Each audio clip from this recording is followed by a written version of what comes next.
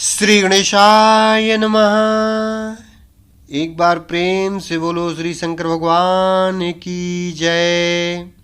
शिव पुराण शतरुद्र संहिता अध्याय 7 नंदीश्वर के जन्म, वर प्राप्ति, अभिषेक और विवाह का वर्णन।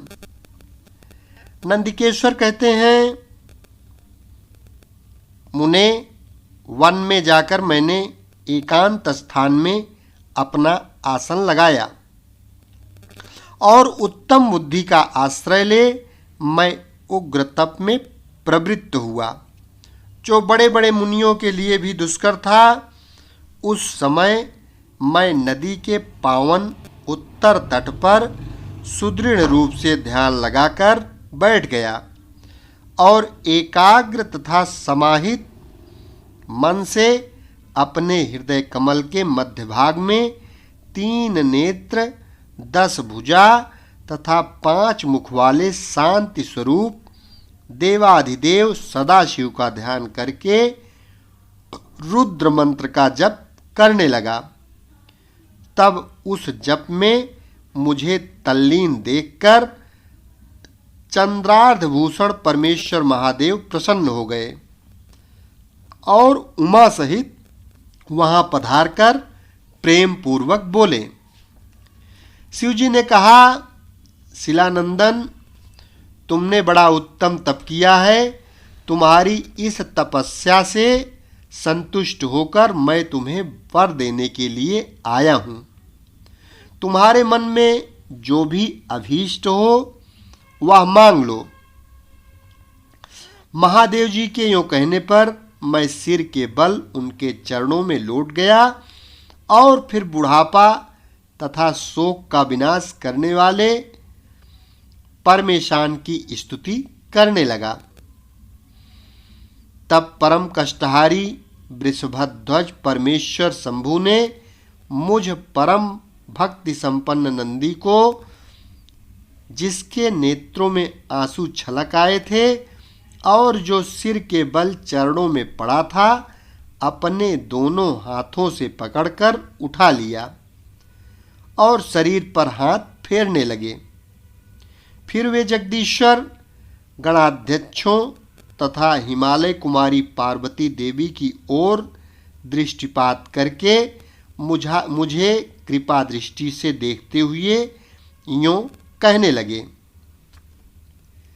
वत्सनंदी, उन दोनों विप्रों को तो मैंने ही भेजा था।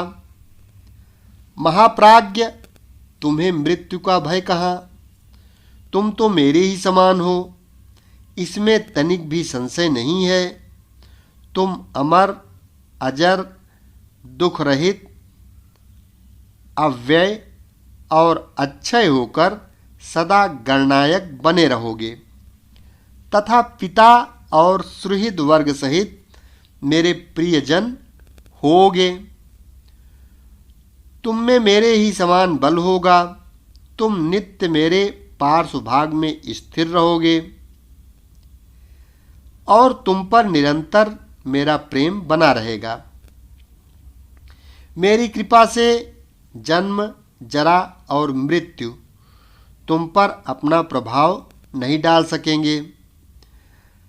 नंदीश्वर जी कहते हैं, मुने, यों कहकर कृपा सागर शंभु ने कमलों की बनी हुई अपनी शिरोमाला को उतारकर तुरंत ही मेरे गले में डाल दिया।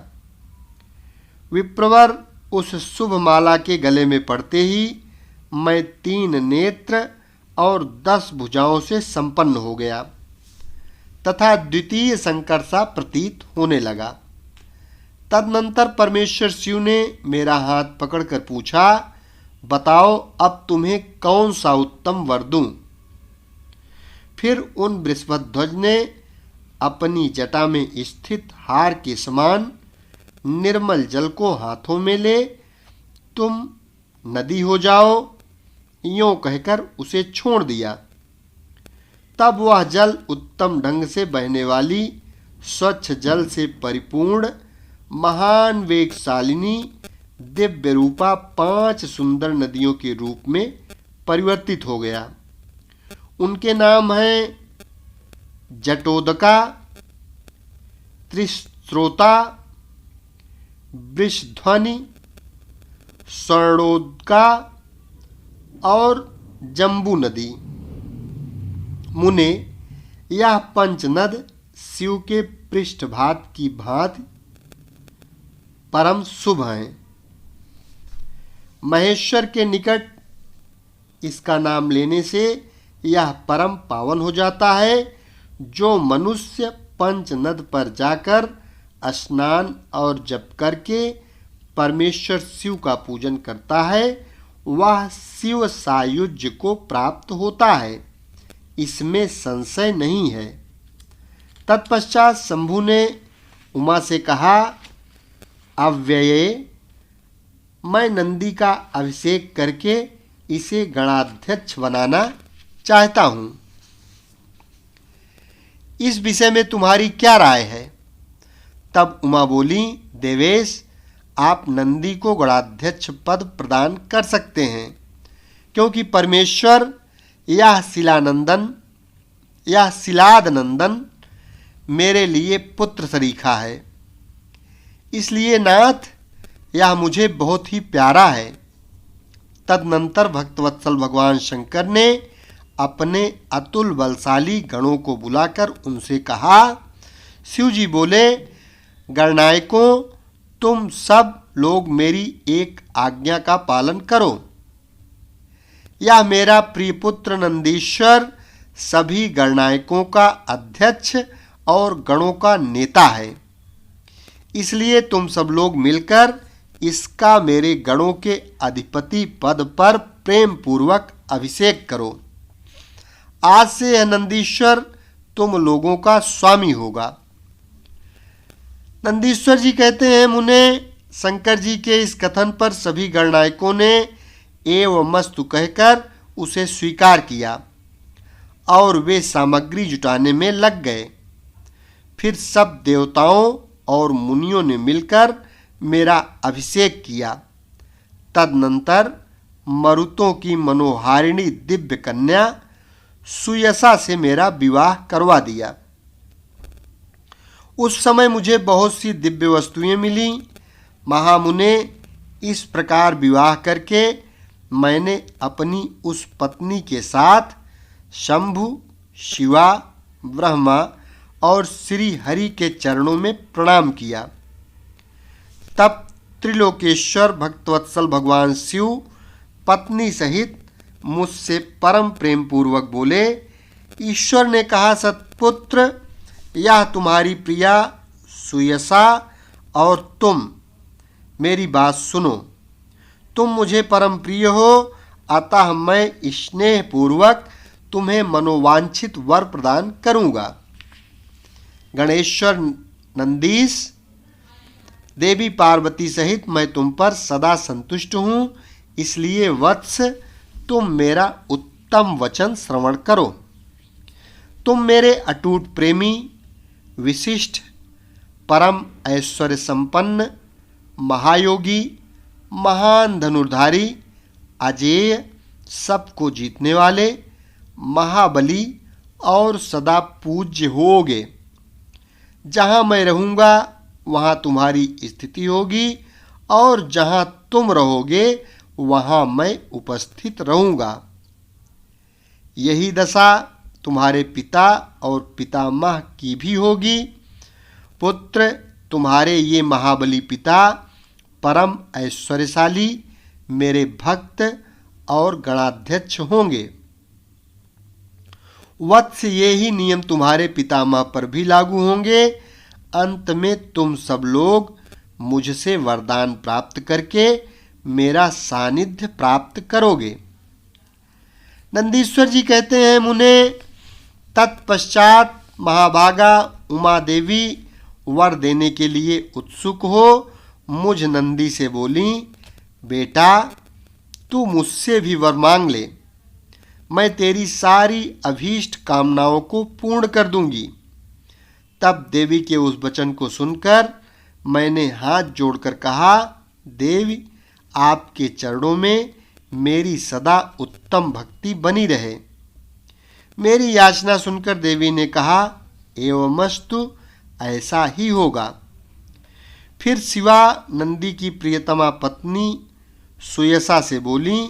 देवी ने कहा, वत्से, तुम भी अपना अभीष्ट वर ग्रहण करो। तुम्हारे 3 नेत्र होंगे, तुम जन्म बंधन से छूट जाओगी और पुत्र पौत्रों से संपन्न रहोगी तथा तुम्हारी मुझ में और अपने स्वामी में अटल भक्ति बनी रहेगी। नंदीश्वर जी कहते हैं, मुने, तदनंतर शिव जी की आज्ञा से परम प्रसन्न हुए ब्रह्मा, विष्णु तथा समस्त देवगणों ने भी प्रेम पूर्वक हम दोनों को वरदान दिए। तत्पश्चात परमेश्वर शिव कुटुंब सहित मुझे अपनाकर तथा उमा सहित वृष पर आरूढ़ हो संबंधियों एवं बांधवों के साथ अपने निवास स्थान को चले गए। तब वहां उपस्थित विष्णु आदि समस्त देवता मेरी प्रशंसा तथा शिव शिवा की स्तुति करते हुए अपने अपने धाम को चल दिए। वत्स, इस प्रकार मैंने तुमसे अपने अवतार का वर्णन कर दिया।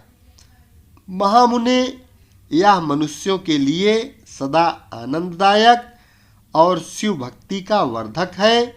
जो श्रद्धालु मानव भक्ति भावित चित्त से मुझ नंदी के इस जन्म, वर प्राप्ति, अभिषेक और विवाह के वृत्तांत को सुनेगा अथवा दूसरों को सुनाएगा तथा पढ़ेगा या दूसरों को पढ़ाएगा, वह इस लोक में संपूर्ण सुखों को भोगकर अंत में परम गति को प्राप्त होगा। अध्याय 7 संपन्न हुआ। एक बार प्रेम से बोलो, देवादिदेव महादेव भोलेनाथ शिव शंकर जी की जय, नंदीश्वर जी महाराज की जय। शेष अगले भाग में।